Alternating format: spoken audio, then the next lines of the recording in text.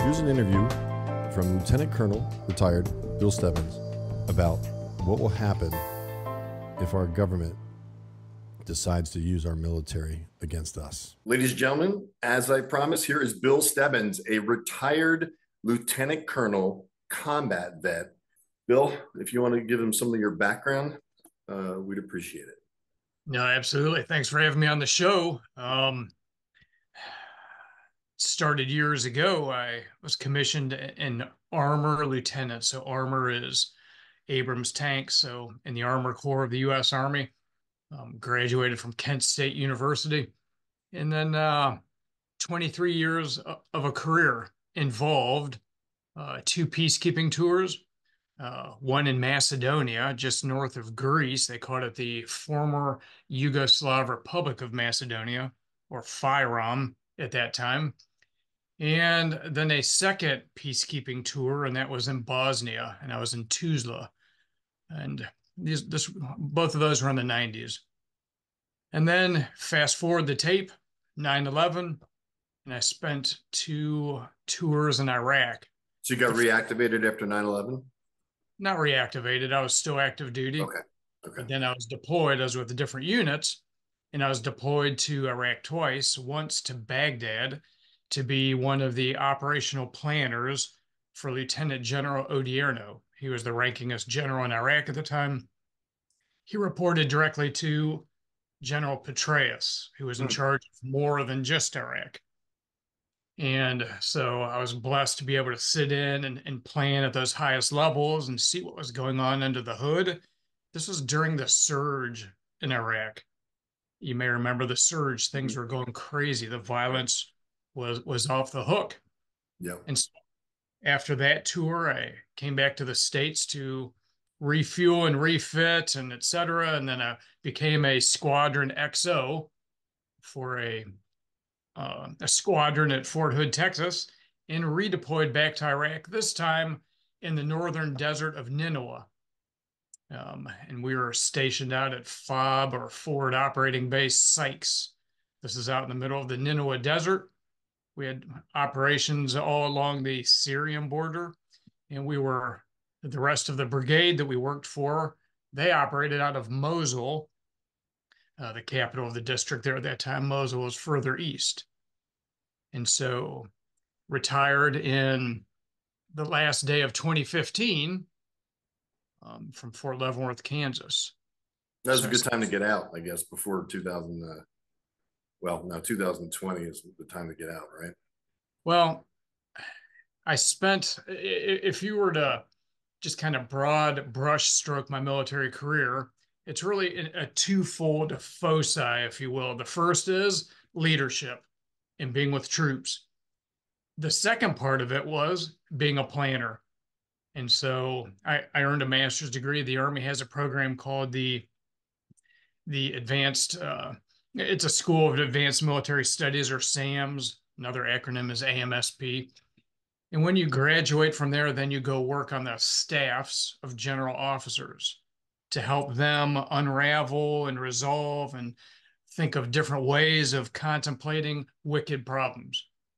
And so those are my two passions: leading people, and then planning and formulating strategy and operational art and tactics at all of the different levels.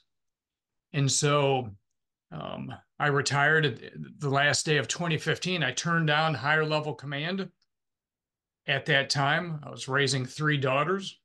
And oh boy, I'll pray for you on that. I've got 2. I can relate. Trust me. Well, they're incredible daughters. And, how old are they? Well, one of them is getting her nurse practitioner right now. She married an Army guy. Another one is a pilot. So really? Fabulously.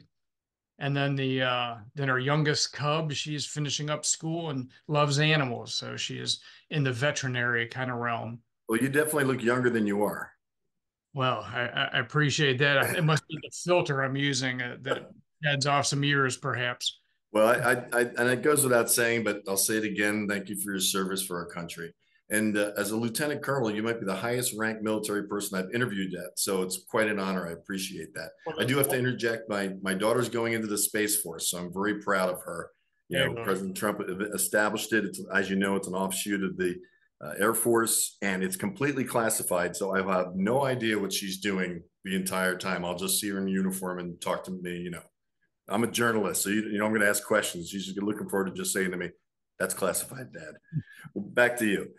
So you are motivated to do this because of the constitutionality and concern about what will happen if our government sends our military upon us, the American citizens. Tell us about the sheepdogs and the concern that you have for our country. And then, of course, I've been asking this since Biden got in. Is it constitutional for them to take our military and use them against the American citizens? Well, and this is a very deep topic, and a topic that's very solemn, and we have to look at this not with naive eyes, but really think this through clearly.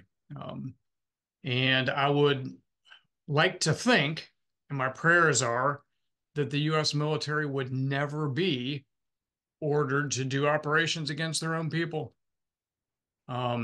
Certainly those who are interested in studying this whole topic and the constitutionality of it, you'd realize that you have the Posse Comitatus Act of 1878, and that precludes the federal government from using federal forces to do domestic operations against the citizenry.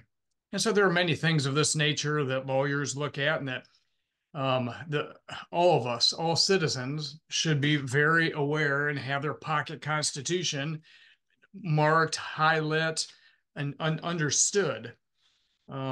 Because as much as I would like for this to never happen, and I pray that it doesn't, yet, if you study history in great detail, what you know, and one of the conclusions that I come to, I wrote an article, and it's on my Substack that I posted. It's an open letter to the sheepdogs of America.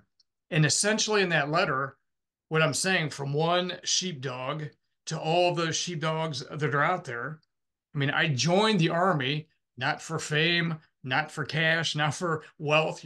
You're not going to get wealthy in the military. But I wanted to serve the nation. And this is just the driving force. It's another reason why I left, because after 2 tours to Iraq and all the sacrifice, being away from my family for the better part of about 5 years, when I'm raising these very precious daughters and have this tremendous wife, as I realized, my assessment was, from both the high level planning for a 3-star general to then operations in the Nineveh Desert, so combat operations, etc., is that this is not, in my assessment, this is not making the United States safer. These operations aren't making us safer. And at first, when you're younger and you join the military, so many wonderful folks join the military, and they're joining for the right reasons. And you can't be blamed for that. That it can't be held against you when you join for the right reasons and you get caught up in the sweep of things. What you are responsible for is when you start seeing more, when you start learning more, when you start asking the right questions, now you're responsible for those questions. Mm. You don't have the moral prerogative to turn a blind eye when you start seeing things. And so that was a period of years where I was seeing this and having to think about this and ask questions that at first makes you feel sleazy. It makes you feel like a traitor. Mm. And you're like, I'm not a traitor. I love the nation. I would die for the nation. I want to righteously defend the nation, but I'm not about this. And I'm not about buying into a rationale that forward deployed troops all over the world is essential for our security. And the more I dug into that, this is a very a very specious argument, a very vapid argument, but it really serves a lot of purposes for what Eisenhower warned about, the military industrial complex that has just been growing and growing and growing like this monster zombie that won't die. It keeps sewing additional parts to itself and growing into this colossus. And if I can interject on that, it's true they're doing the same thing with the Ukraine, right? I mean, they're printing money. It's increasing our inflation, and they're giving it to the Ukraine to continue a war that they're going to lose against Russia. So they're sending weapons, again, feeding the industrial military complex. Do you agree with that? Well, the folks smarter than me, higher ranking than me, they've seen much more than me. For example, Colonel Douglas McGregor speaks about this a lot. And from the beginning, he said, Ukraine can't win this. They can't win it. It's just a math problem at the end of the day. They can't win it. Well, he was ridiculed by so many folks. I agree with him, though.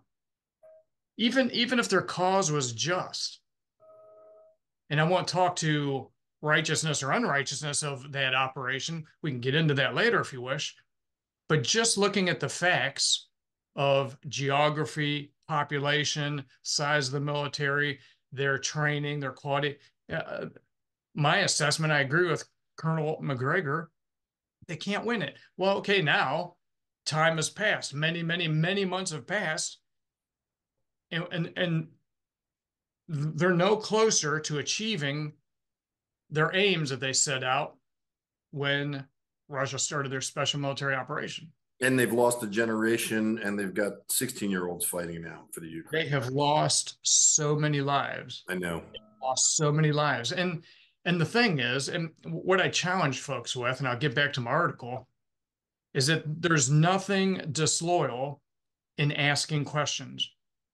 Matter of fact, I would suggest you're not a patriot unless you ask the hard questions and that then you reconcile the answers that you receive. And this is my article about open letter to the sheepdogs.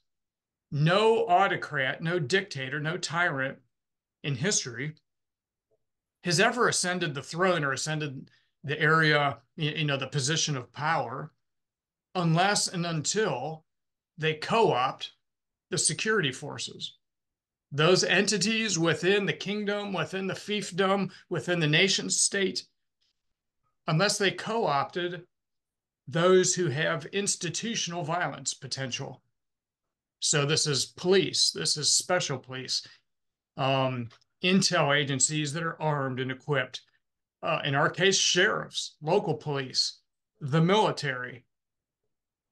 And so for totalitarians, for autocrats, for dictators, for entities that our Constitution does not embrace to assume power, they need the sheepdogs, and this is, I will call them all sheepdogs. They need the complicity of the sheepdogs. They need the sheepdogs to roll over on their backs and decide to serve the aspiring dictator or the aspiring cluster of power brokers rather than the flock. And my appeal is for the sheepdogs to sit back and say, hey, wait a minute. I need to think about these things before that storm hits me right in the face and I have to make a decision because now I'm knee deep in it. You have to know what you're all about before you go into combat and think through what you're not going to do under no circumstances before you're in the battle. I have a question on that. Now, the sheepdogs are anybody that's taking orders from the federal government and these agencies, correct? No, it's bigger than that. A sheepdog. So please, define sheepdog for viewers because you've got a very specific audience. A sheepdog is anyone in society invested with institutional violence potential. And what do I mean by that? A police officer has the potential for violence in that he has a weapon and he's authorized to use the weapon to pursue the law. A sheriff, same thing. FBI, same thing. CIA, the military, they have tanks, choppers, all kinds of armaments all day long. A postman is not a sheepdog. A postman isn't armed and going about with the express purpose of maintaining order and law with that sanctioned ability to level violence if needed.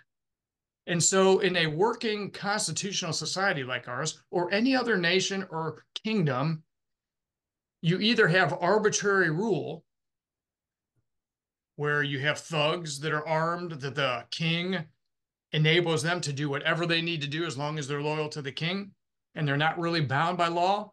Or you have, in our case, the Constitution, which is meant to restrain and limit and direct American sheepdogs at all levels. We're all bound by the Constitution. There are things in here there for everyday citizen. There are things here that limits powers to states, limits the power of the federal government. If we remain true to the Constitution, then in theory and in practice, if we do our level best to follow the authorial intent of the Constitution, then the citizenry who act within the Constitution and their rights and aren't committing crime have nothing to worry about from the sheepdogs. If an emergent autocrat, an emergent dictator, decides to, and through just a myriad ways, co-ops security forces at all levels, local, state, federal, military, then you have a situation where they can consolidate power. And law isn't law anymore. Law is what the person or the cabal of people at the top say it is, what they say law is. And then you don't have a equal and fair administration of justice. You don't have blind justice. You have very subjective, very selective applications of justice. So I'm appealing to as many sheepdogs as possible to pump the brakes, to think about, what am I all about? What will I do if my supervisor says, round up these people, even though they're protesting First Amendment rights, not violently, but it's ideas and words and a platform that maybe the power doesn't want to hear, and the police are told to go round them up and break it down. You're at a crossroads where you have to decide, am I going to follow the orders, or do I know enough about the Constitution? Do I know enough about what's going on here that at the end of the day, it actually is an illegal order and it's immoral? Because as a sheepdog, you have the power to say no. And it's not violent.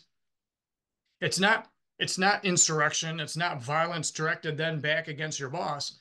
It's like, hey, boss, I get it. I see what you're asking me to do. I see what you're trying to order me to do. But in my assessment, this is not constitutional. They're doing nothing wrong.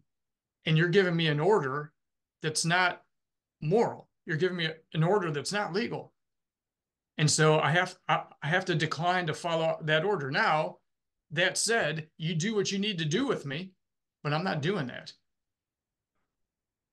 See, when you have people that don't do this, when you have guards that don't do this, police, then you end up with Auschwitz. You end up with rounding up groups of people, putting them in cattle cars. You end up with mass murder. And it starts off with just those initial compromises, or those initial periods of being intimidated because you're like, wow, I've got a family I've got to feed. This is my job. I have a car payment. If there is nothing higher in your hierarchy of values, if there's nothing higher than your temporary survival, your temporary ability to put food in your mouth, then number one, you're a pretty miserable creature, first of all. Number two, you don't have much faith. So, and not everyone is a believer and not everyone has a religious belief, but you really don't have any of that. You don't have much confidence in your own ability to provide for your family, except by this very narrow thing that you're doing. and complying with what can go down the whirlpool of increasing levels of compromise until you wake up one day and you realize, what the hell have I done? What have I done? And it's not melodramatic. These things are wildly important. But what it takes, go ahead. I'm sorry. But what it takes is you have to think about these things in advance. Before I went to Iraq the 2 times, I prayed about it a lot and I sat back and I said, look, Bill, what are you going to do and what are you not going to do no matter what when you deploy to Iraq? Well, and for me, I said, you know what? I didn't join the U.S. military to kill children. That's one thing for sure. So there's a red line for me. I'm just not going to do it. Guess what? I also didn't join to kill women. Call me foolish. You know, the contingencies of war. How about if a woman is coming at you with a grenade or something like that? And, you know, you get all of these little cherry-picked moral dilemmas. And for me, I said, look, I get it. Yeah, a kid could come running up to me in 3 months in Baghdad and have a couple of grenades that he's going to blow himself up and yada, yada. And if I don't shoot him, you know what? If my Lord puts me in that situation, if the Lord puts me in a situation like that, that's his prerogative. But what I'm not going to do is kill a young child. So then, Lord, you got me. You got me. Okay. And that's it. But you have to think about what you are not going to do before you go. So you've refused an order? Say again? Have you refused an order? I've had discussions. Let's just put it that way. Because refusing an order would be your boss tells you to do one thing and you say no, and then there's this clash and it can't be reconciled. What I would say is I've been given initial instructions. I've pushed back in a respectful way, but explaining why I think maybe that guidance is not the best. And it was tremendous because, you know, in those times, very few, but wonderful commanders I had. And they listened and we talked and we discussed and said, you know what? Okay, good. And what you have to do is you have to learn tact. It's really, you have to care about other people, respect other people, and it's about tact.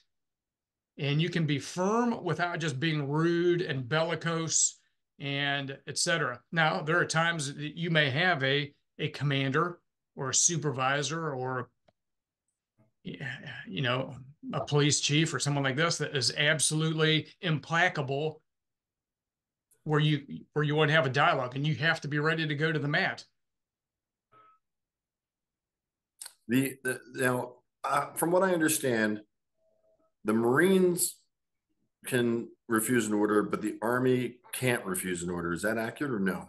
That's not accurate. What we're all taught in any branch of service is you're taught, you know, enlisted are taught this and basic training, officers in our training, you're always taught that you have the right, you have the responsibility to refuse immoral orders. And this is taught. Now, again, I've not been in active duty, but I still have quite an extensive network of folks that are still in. So this is taught from the beginning because that's the only moral position you can take. Otherwise, you get a William Calley and the My Lai massacre in Vietnam. No, you always have the moral responsibility to refuse illegal or immoral orders. Yeah, please explain the massacre in Vietnam for the viewers who may not know about it. Well, if folks are unfamiliar with the Vietnam War, there was a massacre of civilians in a town called My Lai. It was the My Lai massacre. Lieutenant William Calley was the officer giving orders for this to occur. And many of the soldiers actually complied with the orders and started burning down huts and murdering civilians. There was a chief warrant officer, and I can't recall his name right now, but there was a chief warrant officer who was a chopper pilot, and he was like, hell no. And he was flying his chopper in between the troops and the civilians to block them. Wow. So you have real men at times say, stop, no. And that was the absolute right thing to do. Sadly, a number of civilians were massacred, and then this hit the news and it became a big deal. So this is widely taught, the incident of the My Lai massacre. And you have other examples of this occurring throughout the Iraq and Afghanistan wars. You can't, because of human nature, and it comes down to your understanding of human nature. I'm a Christian. The Bible tells me that people are fundamentally evil. Fundamentally evil. This is how the Constitution is templated on that paradigm. That's why we have the separation of powers, etc. Yeah. And so when you decide as a nation to go to war, this isn't just like a Ivy League lecture hall application of, big power politics. And it's often treated, I think, so frivolously. The real grit, the real blood and nastiness of war is that when you do this, there are going to be atrocities. There are going to be murders that occur in war. A soldier can kill the enemy in a righteous way, but a soldier can also murder people in combat if they're, firing on non-combatants. There are many different scenarios where we have murderous activity at the hands of soldiers and officers. I was talking to a combat vet recently, of course, will remain nameless, but he was telling me about how with the 50 cal, they were sitting there and taking out sheep herders because they were bored. Well, things like that just make me so incredibly sick. Yes. But they occur. Yes, they do. Or drone strikes on different folks that you didn't go through and really verify your target. Yeah, and President Obama killed an American citizen with a drone strike. So you can't take war. War has to be, war is the failure of diplomacy. It should be the last resort. And it needs to be a national discussion and debate before we do this. Now, of course, we know the reality is this has not been occurring. This has not been occurring. And so back to the domestic scene. Folks sometimes ask, if in an abrogation of the Constitution and morality, the military was somehow directed against the U.S. populace, whether it's enforcing martial law for whatever kind of crisis, would they do it? Would they fire on their own people? And what I'm here to tell you is, this is my opinion, based on my reading of history, my observation of what folks will and will not do in war, in combat, having seen it, is that yes, they would. Because it's not a big homogenous they. The military is made up of William Collies, who in their soul are given to evil and will do evil. They just haven't thought it through. The military is also composed of people like that chief warrant officer to put himself in the middle of that and in harm's way to stop it. So the military, they're not all heroes. That's bullcrap. You've got great, very fabulous, moral, strong, principled people in the military. You also have thugs and criminals. You just do. It's no different than the rest of society. Right. And even less so. Well, it's different in the society because they've got guns. Well, this is what you do is you take a cross-section of society and then you give them weapons and you wind them up and let them go. So why do you have so many military suicides? Well, when you don't have the spiritual resources, the spiritual anchor to anchor your soul going forth into combat, and you didn't think these things through, you may find out that you did things that now, when the dust has settled and you're back home over a frosty one, now the demons come back and haunt you because you did things which were wildly immoral. And sadly, not a few military members resort to suicide. And then rinse and repeat and send them back into the meat grinder 4, 5, 6, 7 times. 7 tours, 8 tours. You can't even fathom the anguish and the demons that folks who don't have that anchor, what they're going through. I've never heard it that way. It's really interesting. I never really got into the mind of a combat vet that committed suicide. It's interesting that you're saying that. And I'm going to tell you something else crazy too. I would go to, every time I flew to Iraq or came back, here we go up and down the aisles. Who wants an Ambien? Who wants an Ambien? It'll help you sleep. It'll help you reset your clock, and etc. Ambien, really just handing it out like it's candy. That's similar to what they did with the Nazis, right? But they were amping them up on what were they doing? Yeah, I don't recall what they were using at the time. It was like cocaine, or it was like crack or something that they were taking. That's what made them so aggressive. But it was drug related. But go ahead. Right. No, you're exactly right. And so, what do we need to do in this nation? See, you could say, well, because of the Posse Comitatus Act of 1878, because of the Constitution, we don't have to worry about that. Okay, you know what? Have you seen anything in this nation anytime lately where the rule of law is not followed, where the law is subjectively applied, where things that are outrageous and outlandish have occurred, and you thought it would never happen, but now you see it happen? So we can't be naive and say that this would never occur. You saw, again, I was training for my planning portion of my military career when hurricanes hit down south. Katrina, the aftermath of these massive hurricanes, and we saw what happened and how different states responded to that with respect to martial law, the Second Amendment, looting and pillaging domestically in the wake of these hurricanes. And so we do have precedents. We do see what occurs when martial law is declared.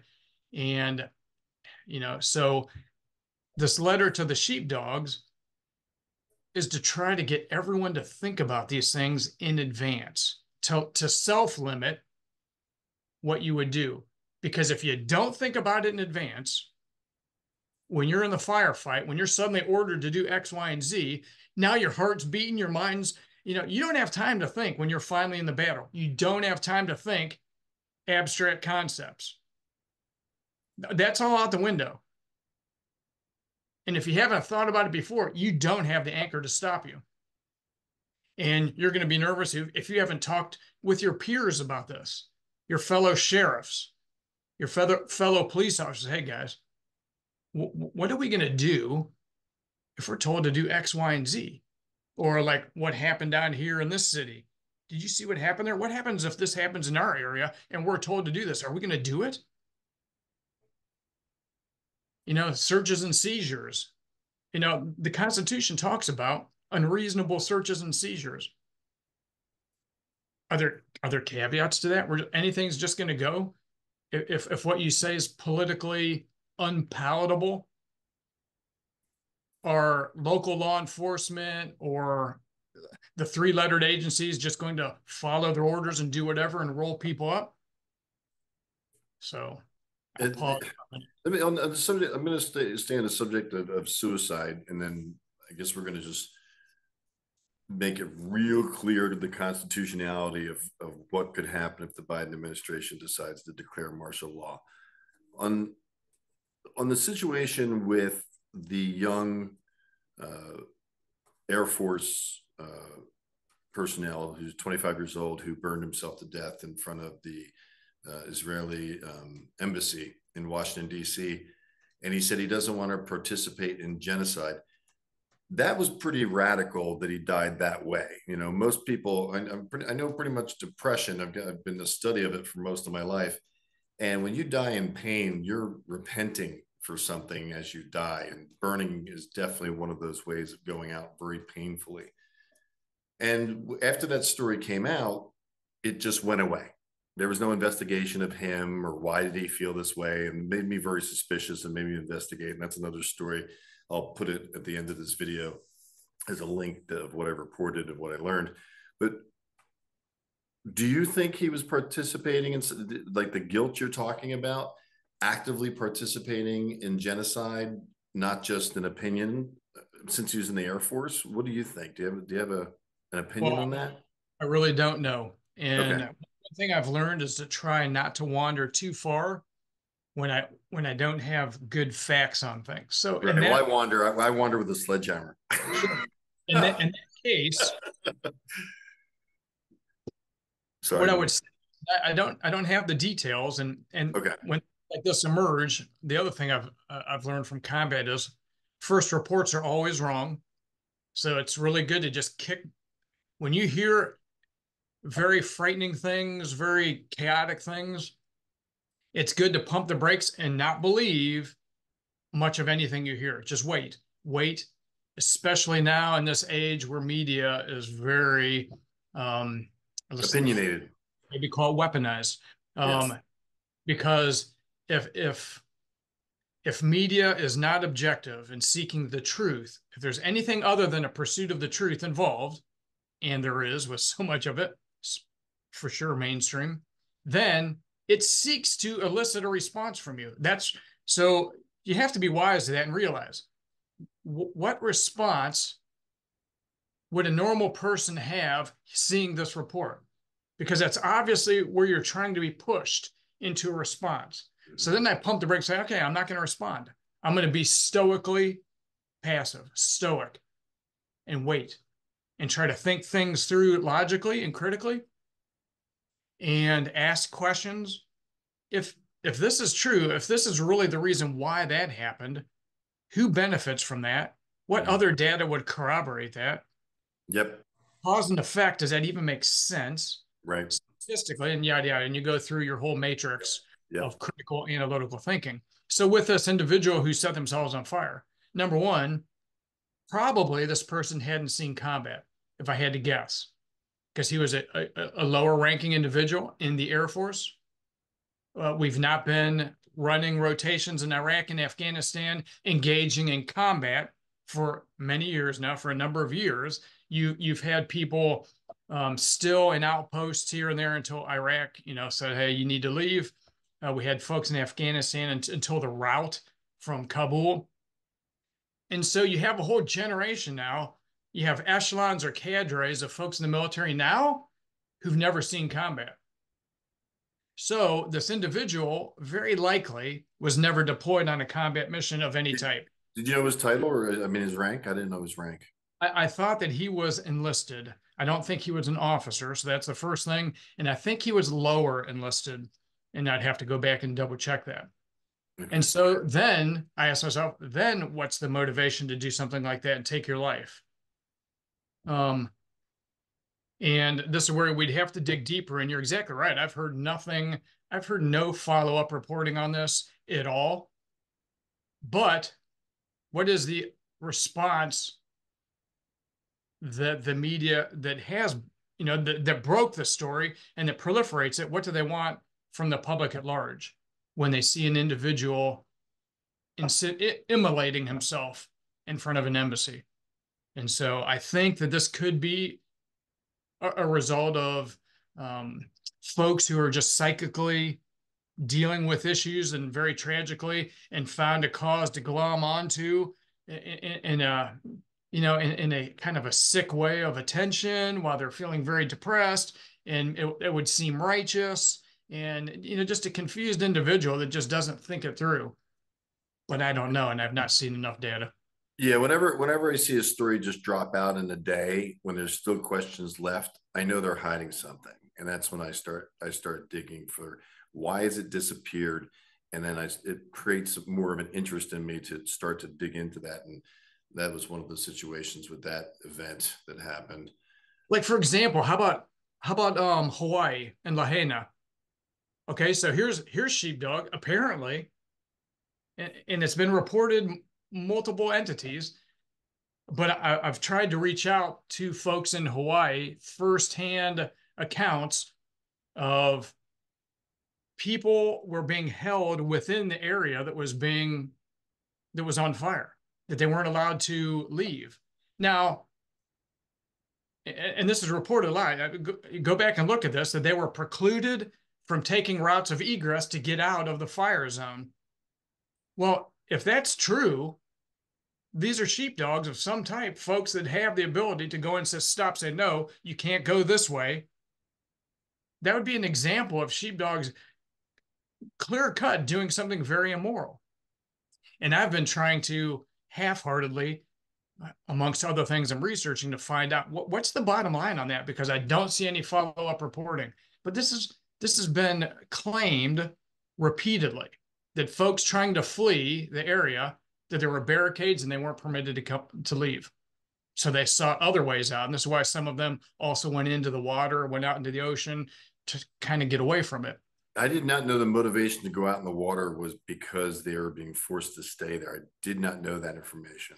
Well, those two may not be tied. Those just may be not causation, but they could have just been simultaneous occurring, that folks closer to the water went to the water quicker. And so I don't know for a fact at all that people who were stopped then ran and went in the water. Don't know. But we do know that folks were going in the water to get away from the flames.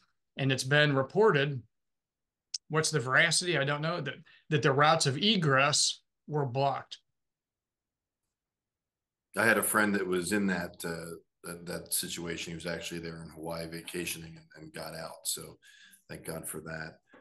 So in the Constitution, as we wrap up, can they say no if they follow the Constitution, or do they have to listen to the government if they're ordered by the commander-in-chief? Yeah, so the Constitution's not going to lay out specific instructions for a service member, and there's an interesting thing there, but it gives general principle with the legality of the conduct of operations, etc. Now, specifically, what do I mean by that? You're taught, as I said from the beginning, every service member is taught you have a moral responsibility to not follow illegal or immoral orders. And this is drilled into you. Now, I'd love to know, are they still teaching that now in 2024, 2023? But this was always 100%. You have a requirement to do that. Otherwise, you get an Abu Ghraib. You get that prison in Iraq where they were torturing and ridiculing and just doing foul things with prisoners. There's a book called Ordinary Men about Yes. the Nazis. You're familiar with, of course, that they were ordinary men. They were police, and they did atrocities. I pronounced that correctly, against their people, and they were just murdering the streets. And these were apparently good police officers before they were ordered to do that. And some wanted to do it, others were struggling with it. And they're probably the people that took their own lives too, with the ones that were struggling. But it takes a very unique person to be able to just take out an innocent and not feel anything. I mean, they'd have to be psychotic to be like that. But we're all indwelled with sin, you know. We all have that struggle, Right. And like you said, it's like when they're pushed, what will they do?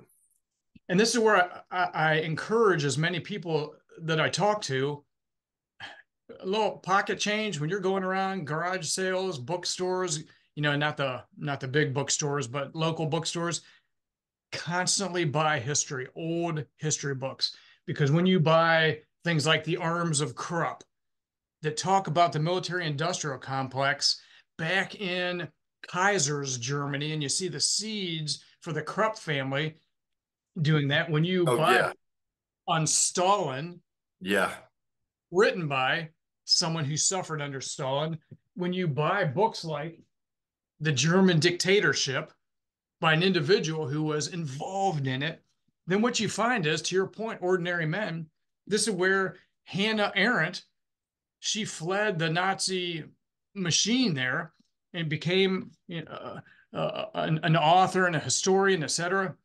And in her seminal book, Totalitarianism, she says that very thing, and she coined a phrase very famous, the banality of evil. And in the banality of evil, she says, look, the monsters of society are not some like super villain that looks demonic and etc. and has a big cloak and cape and is nasty up in a cast. No, this is goofy. The real monsters of society are your neighbor next door. It's the neighbor next door, because you don't know what's in the heart of that person and what they'll do or not do when things are nice and you're just out mowing your lawn and drinking some lemonade. No, it's when these issues hit and the storms hit and people haven't thought through moral issues.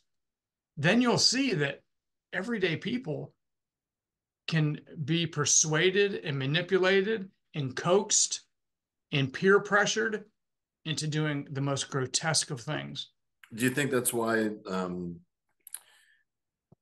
like Bill Gates, Zuckerberg, setting up their compounds in Hawaii, they're basically like fortresses? Do you think they're predicting just absolute civil unrest? Not sure. It would, when you see structure or morphology kind of reveals intention. So you can kind of look at what someone does to reverse engineer and try to find out why would they be doing that. Now, if I'm a Zuckerberg or I'm a ultra wealthy individual and I could spend my ridiculous wealth on things, I might spend it on mansions and swimming pools and nice things to enjoy. Why would I spend it going underground and making bunkers and things of this nature? Well, if nothing else, and I can't dig into someone else's mind, and if they told me, they might lie, but I can look at that and say, well, there's certain things I can pull out logically. They are anticipating something that they think by being underground in a bunker with food and shelter and yada, yada, air purification, they're contemplating some kind of event. Now, it could just be a general feel of unease. So they want to have at least one place of refuge. Or it could be they know what's coming or are planning to be part of it, and this is premeditated. It's a theory, but boy, does it seem to be true. The actions that are happening now, and our real threat, and tell me if you agree with this, is the civil unrest of no food. Good people will do horrible things for their kids to make sure they eat. That's the neighbor next door. Exactly. When you said that, I thought of that. And even though I would say that we have to be careful, especially us as Christian brothers, not to precondition us into that activity. Because I would like to think, that the scriptures say, Bill, you have to feed your family, even in times of incredible adversity, if something like that were to happen. But would you do great evil to feed them? Or would you lean on the Lord and trust the Lord to provide, even in the midst of civil unrest? You're talking with the perspective of the remnant. And by the remnant, what I mean, and this is a belief of mine, I've heard reports about it, but I do believe it to be true, that there's a 3% remnant of Christians. There's 97% that think they're Christians, judging people being, just outside the will of God, thinking they're Christians because they're going to church every Sunday and they're smiling and they're performing for people. But they're going to have a rude awakening. And that 3% remnant are the people that understand that Jesus Christ was on the cross, falsely accused, his skin ripped from his ribs, just spit upon. And what does he say? Father, forgive them, for they know not what they do. How many people love like that? And I believe that that's the remnant. And that's kind of a concern, because I'm cool and I know what you're going to do. But the other 97% that are so-called Christians that have guns, what are they going to do? Right. And so in that regard, I can only be responsible for me. I can only be responsible for me and try to communicate to other folks and encourage, because the 97% out there that maybe they have maybe an anemic or weak or low view of God, that feel that they would have to do great violence or barbarity in order to feed their own family, they're subject to the Lord as well. They are, but at the same time, they're subject to the Lord, but they're also acting out what they're going to do. So, and I know that I'm not promised deliverance from them. Right. I'm not promised that. I'm not promised to get out of this world alive. I'm not promised to avoid martyrdom either. Now, Right. there's a lot to be said about martyrdom in the New Testament epistles, and here in the United States, it's like another world. We really don't experience that. Right. But true Christians in China know all about that, and that's a very real thing for them in many other places throughout the world. So what I'm not going to do is live in this nation and say, man, the Lord's going to protect me no matter what, and in the health and wealth gospel and all this. No, it could be that in a period of chaos, domestic chaos, I might lose my life here. And these folks who don't have a grounded faith might come and do horrible things. I would do whatever I can to protect my family in a defensive kind of way, but I'm not going to go out, Lord willing. I would like to think I'm not going to go out and execute violence and immorality just to bring some bread back to my family. Are you prepping to get out of Dodge if it goes down? Well, as a planner, I would be remiss if I didn't have plans within plans within plans. And so, and this goes to the Zuckerberg thing.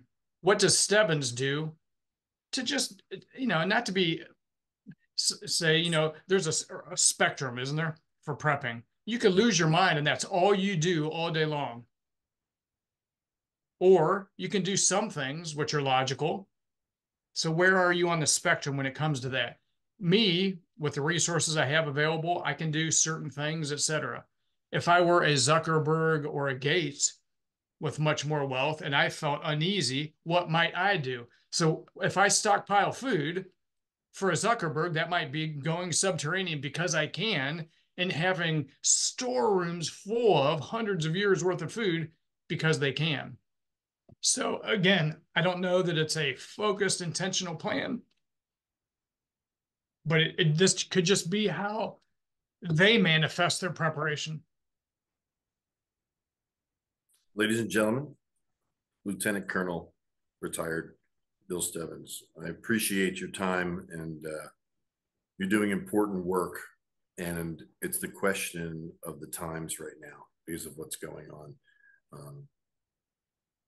I take it very seriously, and there's others that just blindly are walking around. And I believe we're in a really historic situation in our 247-year history with everything that's going on or about persecuting political opponents, of course, President Trump, and I'm 60 years old. I'm just blown away. I'm blown away of what's going on. I appreciate you. And again, of course, I appreciate your service, my Christian brother, and your steadfastness on getting this awareness out. I really pray that people share this interview and educate themselves on what's going on, what's potentially going to go on, and just to be prepared for it and know that God has this. Yep.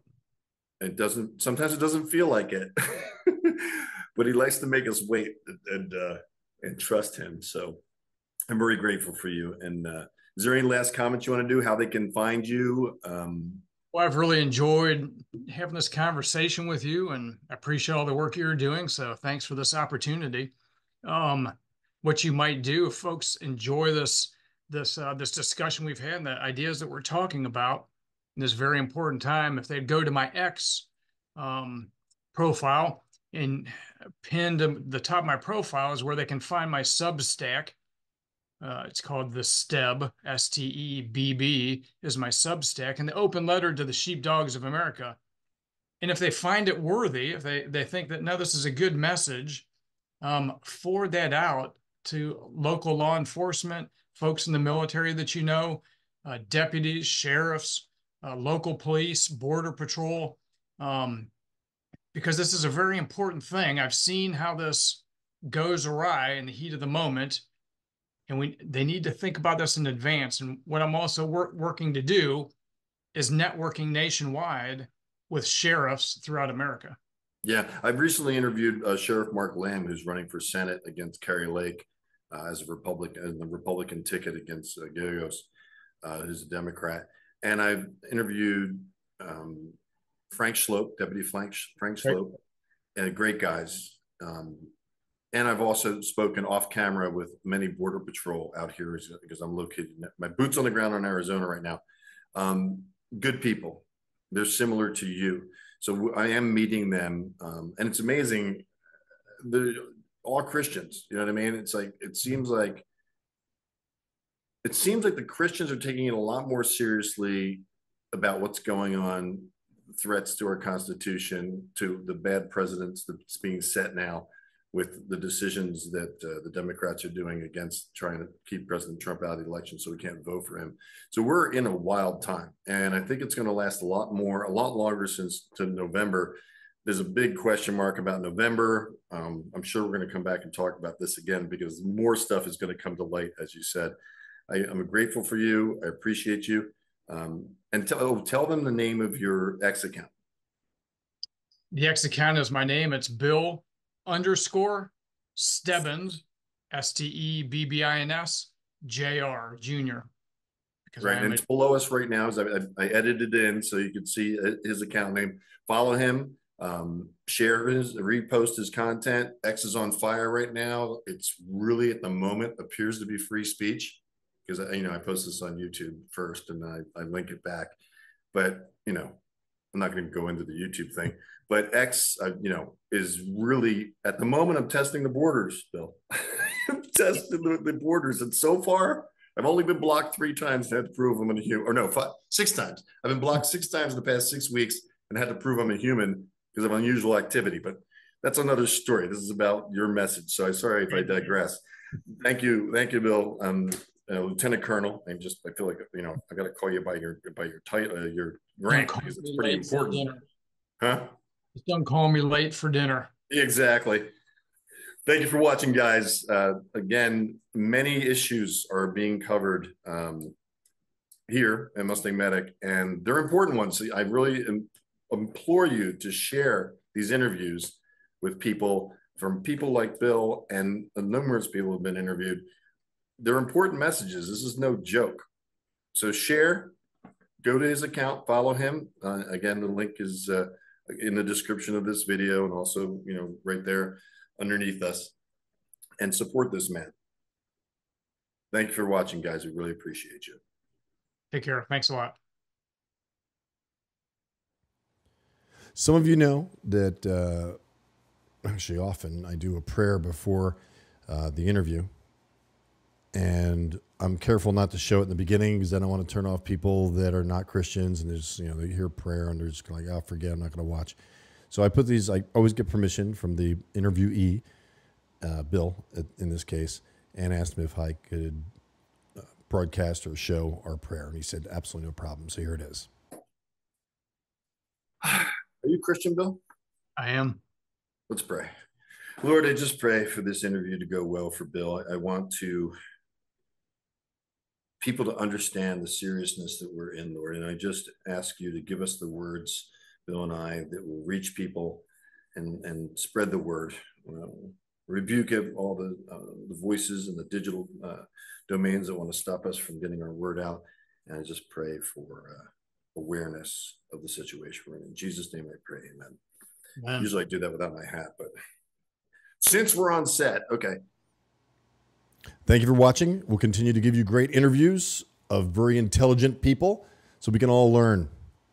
Thank you for watching. If you're still here, I know you care. Thanks. MustangMedic. Until next time, fly your flags upside down. Thank you.